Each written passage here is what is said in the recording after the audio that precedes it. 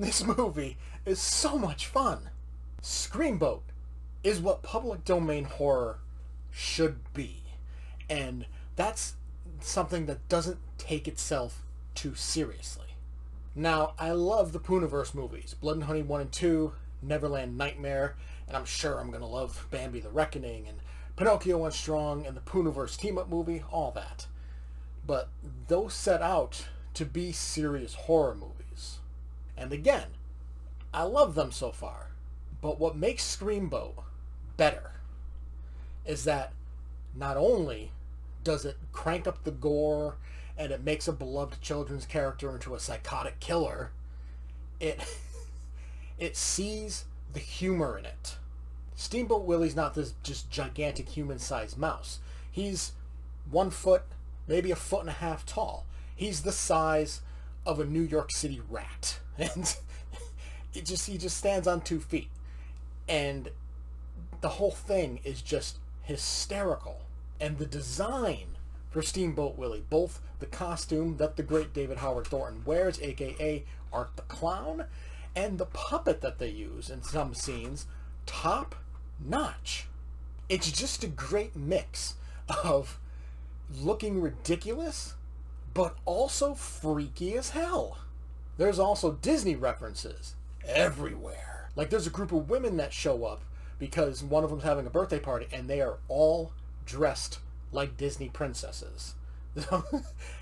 That's just some of the many Disney references, both old school Disney and modern Disney. There's Frozen references, Beauty and the Beast, you name it, it's referenced. Even rides at Disneyland, Disney World.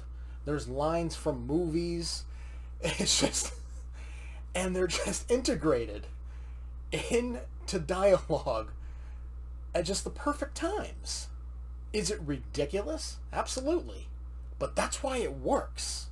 There's even references to Minnie Mouse, and whether we see her or not, I'll keep that up in the air. Go see the movie. I do. If you like ridiculousness and the whole public domain horror thing, you're gonna love it. So I'm gonna keep that out. I'm not gonna say whether she shows up or not. She might not. I don't know. But she's referenced. She exists within this universe.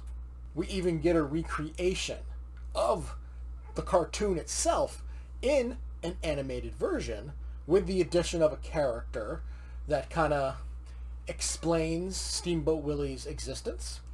And we also get a little snippet of live action of him doing his thing.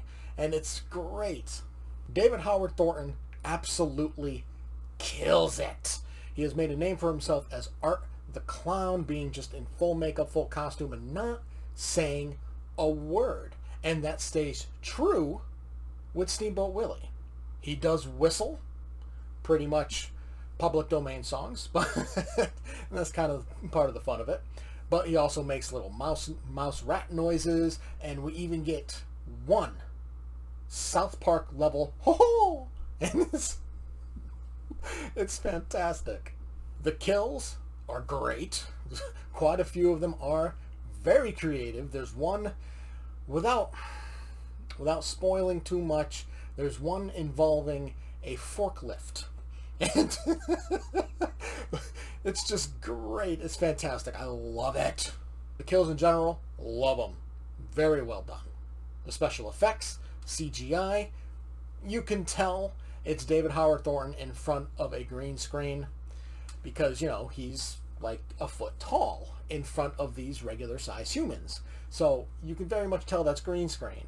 The practical effects, you can also tell are very much fake because, just as an example, like somebody gets stabbed in the face.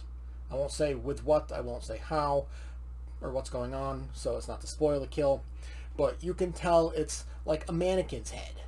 But that's okay. That's part of Screamboat not taking itself too seriously. The filmmakers set out to create something fun, and that is exactly what they accomplished.